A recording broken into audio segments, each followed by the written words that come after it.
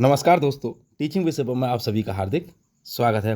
रक्त बहाकर श्रृंगार करूं, रक्त बहाकर श्रृंगार करूं, खामोश यहाँ तलवार नहीं, ये धरती है महाराणा की, हार हमें स्वीकार नहीं। तो आइए महाराणा के वास्ते जीके जीएस से संबंधित अति महत्वपूर्ण प्रश्नों की श्रृंखला प्रत्येक प्रतियोगी परीक्षाओं के लिए बहुत ही महत्वपूर्ण है। आइए पहला क्वेश्चन, पंचमार्ग सिक्का कहाँ चलता था?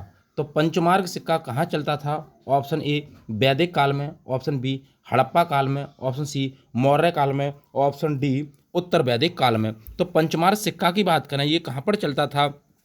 तो इसका जो चलन था छठी शताब्दी में, छठी शताब्दी के ईसा पूर्व में, यानी कि छठी शताब्दी के ईसा पूर्व में इसका प्रयोग जो था वो मौर्य काल में व्यापक स्तर पर था। तो ऑप्शन सी इस प्रश्न का सही आंसर हो जाएगा, मौर्य काल, मौर्य काल। आइए नेक्स्ट क्वेश्चन आपकी स्क्रीन पर। अगला क्वेश्चन है, कहाँ पर शिवाजी के मंदिर बालू के नीचे दबे हुए हैं? तो कहाँ पर शिवाजी के मंदिर बालू के नीचे दबे हुए हैं? Option A Mysore, option B Nanjangud, option C Talakadu, option D इनमें से कोई नहीं। तो शिवाजी के जो मंदिर हैं जो बालू के नीचे दबे हुए हैं वो तलकांडू के अंदर स्थित हैं। ऑप्शन सी इस प्रश्न का सही आंसर है। बात करें तलकांडू की तो ये कर्नाटक में स्थित है, कर्नाटक में। कहाँ पर भैया? कर्नाटक में। आइए नेक्स्ट क्वेश्चन आपकी स्क्रीन पर। अगला क्वेश्चन है, 16 अगस्त 1946 को प्रत्यक्ष कार्रवाई दिवस मनाया गया। तो 16 अगस्त 1946 को प्रत्यक्ष कार्रवाई दिवस मनाया गया। ऑप्शन ए ईसाई लीग द्वारा, ऑप्शन बी सिख लीग द्वारा, ऑप्शन सी हिंदू लीग द्वारा और ऑप्शन डी मुस्लिम लीग द्वारा। यह है हिंदू लीग। टाइपिंग में मिस्टेक हो गई भैया। तो 16 अगस्त 1946 को प्रत्यक्ष कार्रवाई दिवस कब मनाया गया था, यानी कि किस लीग द्वारा मनाया गया था? तो हम इस क्वेश्चन की बात करें कि हिंदू लीग दिवस, तो ये जो मनाया गया 16 अगस्त, यानी कि 16 अगस्त 1946 को मुस्लिम लीग द्वारा मनाया गया। तो इस क्वेश्चन की बात करें, ऑप्शन डी इस प्रश्न का सही आंसर हो जाएगा, मुस्लिम लीग द्वारा। आइए नेक्स्ट क्वेश्चन आपकी स्क्रीन पर। अगला क्वेश्चन है, तमिलनाडु से आंध्र प्रदेश का सटा जिला कौन सा है? तो तमिलनाडु से आंध्र प्रदेश का कौन सा जिला है जो सटा हुआ है? तो आंध्र प्रदेश का जो जिला है चित्तूर जिला, यानी कि option A Karimnagar, option B Khammam, option C Chittoor, option C Kurnool. तो चित्तूर जिला जो है, यानी कि चित्तूर जिला जो है तमिलनाडु का, वो आंध्र प्रदेश से सटा हुआ जिला है। तो ऑप्शन सी इस प्रश्न का सही आंसर हो जाएगा, चित्तूर। आइए नेक्स्ट अगला क्वेश्चन, संघ शासित प्रदेश, संघ शासित प्रदेश दादरा और नागर हवेली भारत में निम्न में से किन राज्यों के बीच स्थित है? तो किन राज्यों के बीच स्थित है? ऑप्शन ए आंध्र प्रदेश व मध्य प्रदेश, ऑप्शन बी गुजरात व मध्य प्रदेश, ऑप्शन सी मध्य प्रदेश व गुजरात, ऑप्शन डी गुजरात व महाराष्ट्र। तो हम इस क्वेश्चन की बात करें, आंध्र प्रदेश और मध्य प्रदेश, मध्य प्रदेश मध्य में है तो यहाँ पर दादरा नगर हवेली नहीं होगी भैया, तो मध्य प्रदेश वाला नहीं होगा, मध्य प्रदेश वाला नहीं होगा, इसलिए गुजरात व महाराष्ट्र के मध्य में स्थित है। ऑप्शन डी इस प्रश्न का सही आंसर है, गुजरात व महाराष्ट्र। आइए नेक्स्ट क्वेश्चन आपकी स्क्रीन पर। अगला क्वेश्चन है, कौन सा देश हजार झीलों की भूमि कहलाता है? Option A Norway, option B Finland, option C Venice, option D तुर्की। तो हजारों झीलों की भूमि या झीलों का देश किसको कहा जाता है? तो किसे कहा जाता है? फिनलैंड को कहा जाता है। ऑप्शन 20 प्रश्न का सही आंसर हो जाएगा, फिनलैंड। आइए नेक्स्ट क्वेश्चन आपकी स्क्रीन पर। अगला क्वेश्चन है, भारतीय प्रशासन पर किस तत्व का प्रभाव है?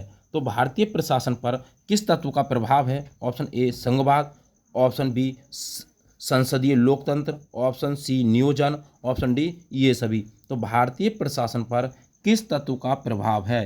तो भारतीय प्रशासन की बात करें, किस तत्व का प्रभाव अधिक है? तो हम बात करें भारतीय प्रशासन पर संघवाद, यानी कि संघवाद, संघवाद का मतलब संसदीय लोकतंत्र, संघवाद और नियोजन, इन सभी का है। तो ऑप्शन डी इस प्रश्न का सही आंसर हो जाएगा। आइए नेक्स्ट क्वेश्चन आपकी स्क्रीन पर। अगला क्वेश्चन आपकी स्क्रीन पर है, क्रायोजेनिक विज्ञान किससे संबंधित है?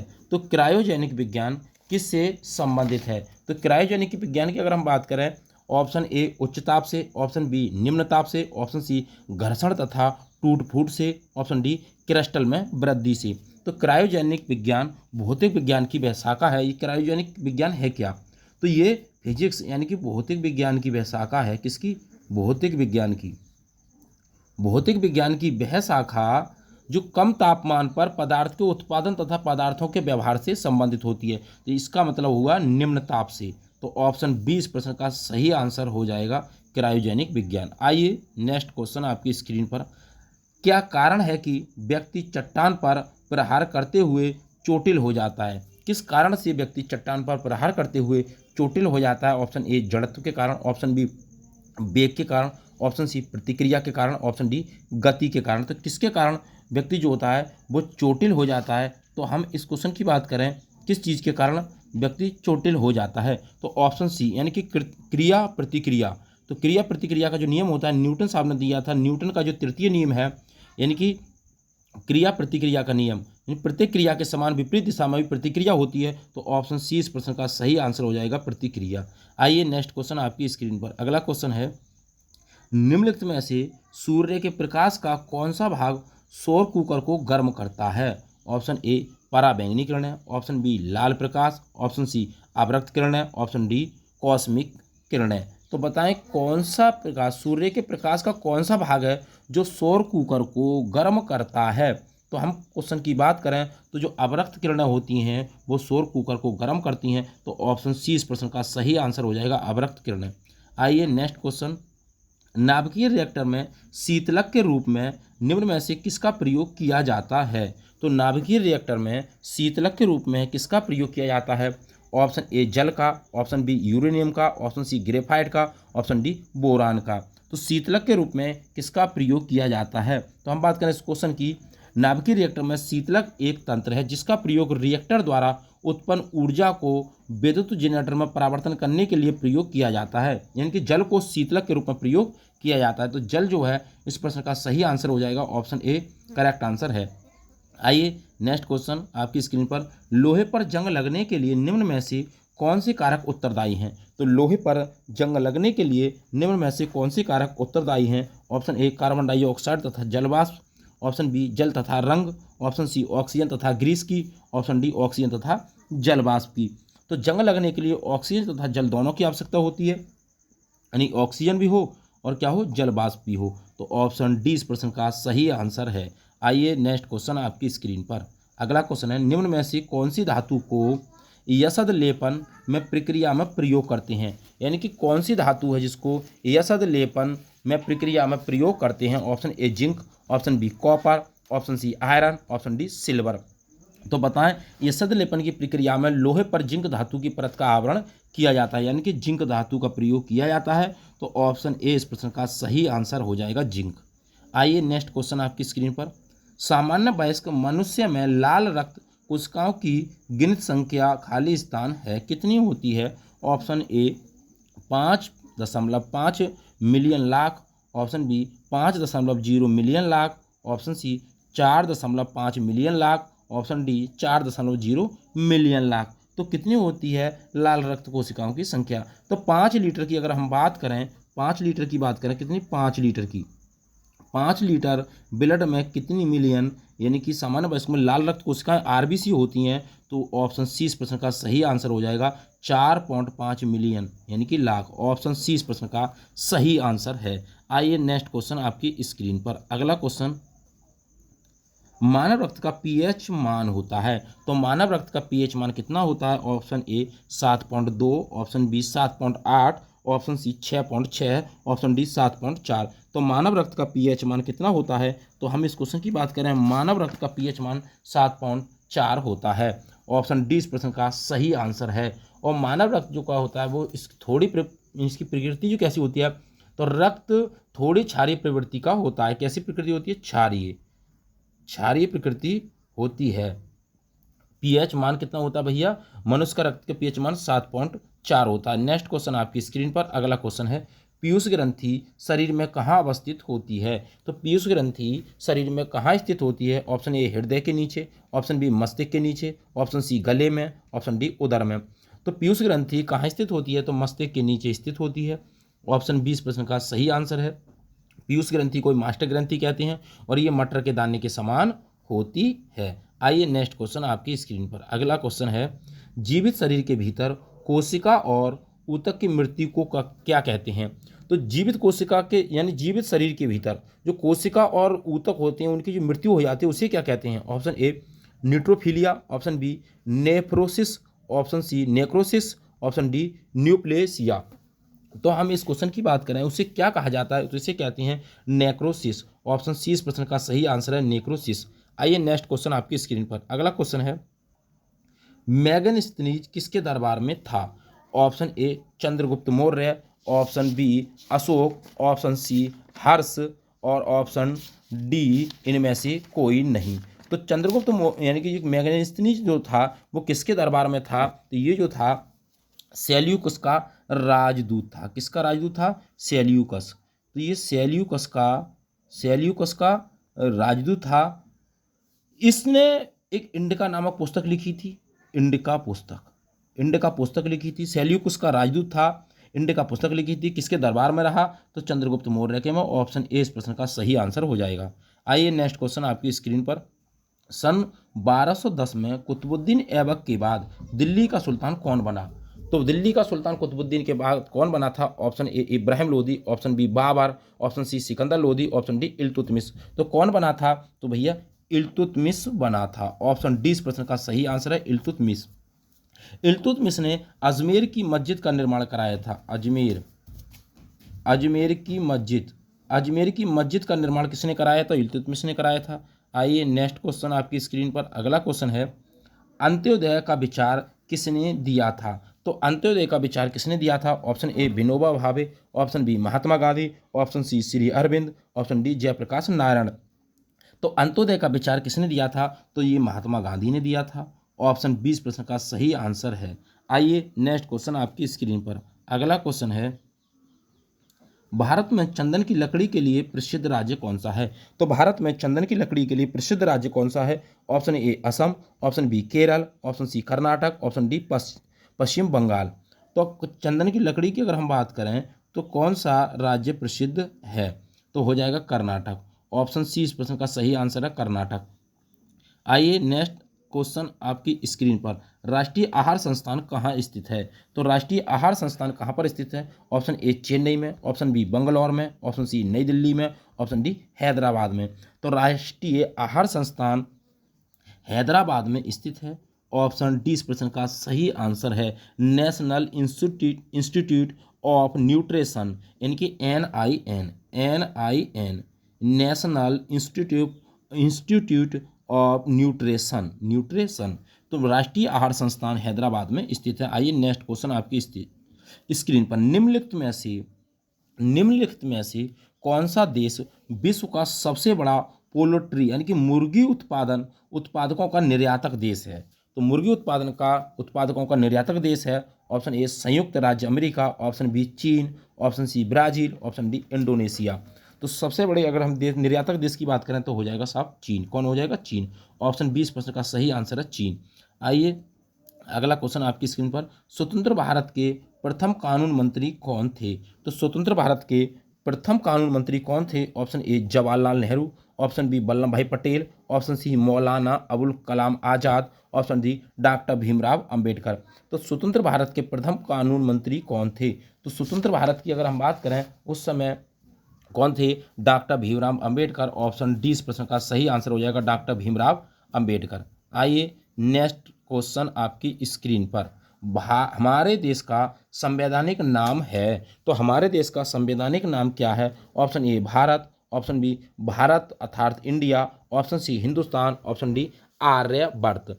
तो हम बात करें हमारे देश का जो संवैधानिक नाम है वो कौन सा है भैया? तो हो जाएगा भारत अर्थात इंडिया। ऑप्शन 20 प्रश्न का सही आंसर है। किस अनुच्छेद की बात करें तो अनुच्छेद 1 में इसे बताया गया है। अनुच्छेद 1 में संघ का नाम भारत अर्थात इंडिया लिखा हुआ है।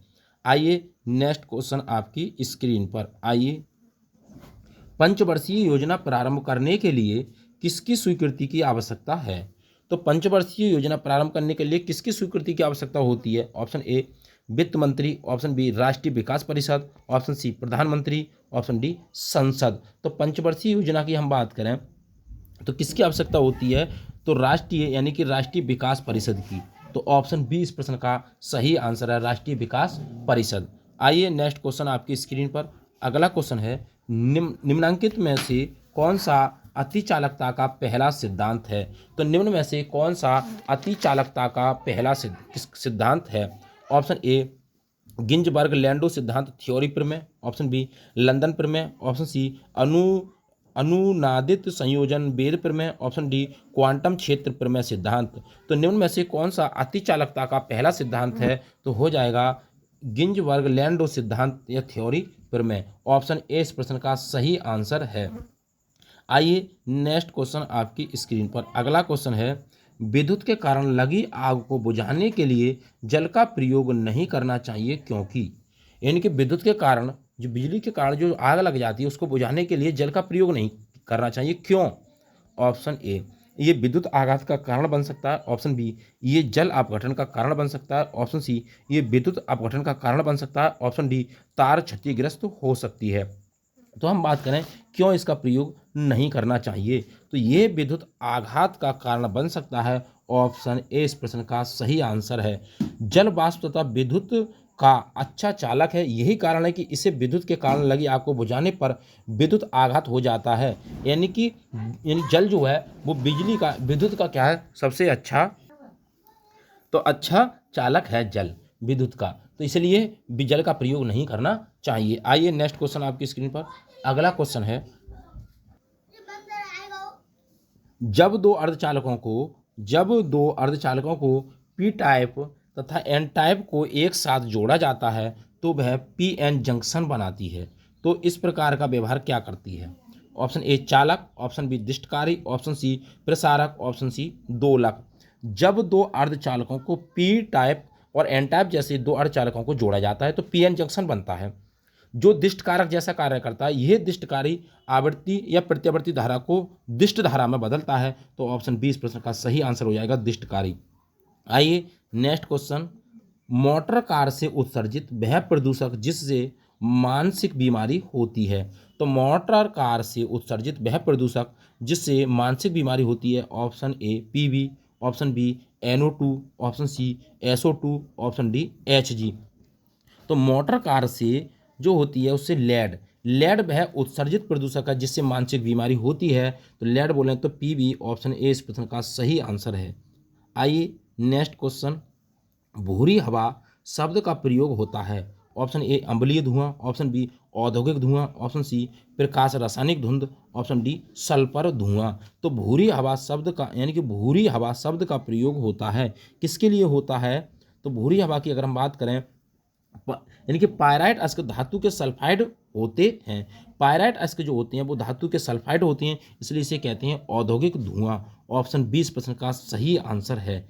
आइए नेक्स्ट क्वेश्चन आपकी स्क्रीन पर। अगर हम बात करें भूरी हवा शब्द का प्रयोग प्रकाश रासायनिक धुंध में, यानी कि प्रकाश रासायनिक धुंध में इसका प्रयोग किया जाता है। ऑप्शन सी इस प्रश्न का सही आंसर है। ऑप्शन बी नहीं होगा भैया, ऑप्शन सी होगा प्रकाश रासायनिक धुंध।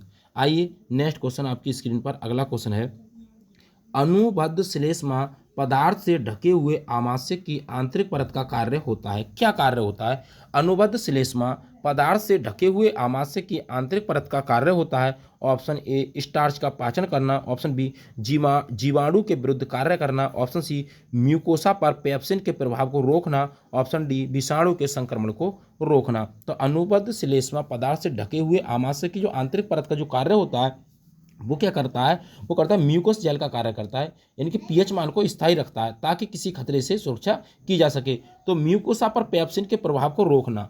तो ऑप्शन सी इस प्रश्न का सही आंसर हो जाएगा, म्यूकोसा पर पेप्सिन के प्रभाव को रोकना। आइए अगला क्वेश्चन, वह कौन सी मूलभूत इकाई है जिससे मानव शरीर के विभिन्न अंगों का पुनः निर्माण होता है? तो वह कौन सी मूलभूत इकाई है जिससे मानव शरीर के विभिन्न अंगों का पुनः निर्माण होता है? ऑप्शन ए तंत्रिका कोशिका, ऑप्शन बी स्टेम कोशिका, ऑप्शन सी हृदय कोशिका, ऑप्शन डी यकृत कोशिका। तो हम बात करें इस क्वेश्चन की, तो वो कौन सी कोशिका है? उसे कहते हैं स्टेम कोशिका।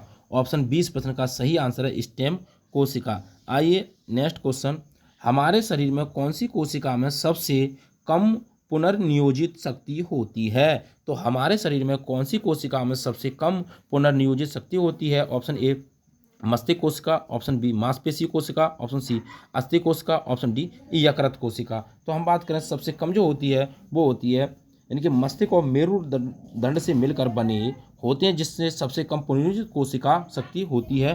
तो ऑप्शन ए इस प्रश्न का सही आंसर है, मस्तिष्क कोशिका।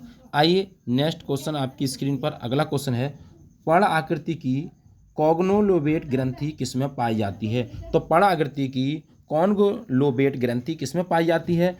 तो ये जो ग्रंथि होती है इसे कहते हैं फैलिक ग्रंथि। इस ग्रंथि को कॉन्गोलोबेट को कहते हैं फैलिक ग्रंथि, यानी कि फैलिक ग्लैंड। ये किसमें पाई जाती है? तो हम बात करें ये नर तिलचट्टा में पाई जाती है। ऑप्शन 20 प्रश्न का सही आंसर हो जाएगा, ना तो मादा तिलचट्टा में, ना ही नर एस के रिस में, और ना ही मादा एस के रिस में। ये नर तिलचट्टा में पाई जाती है। नर तिलचट्टे के स्पर्मोमेटोजोआ का भंडारण करता है।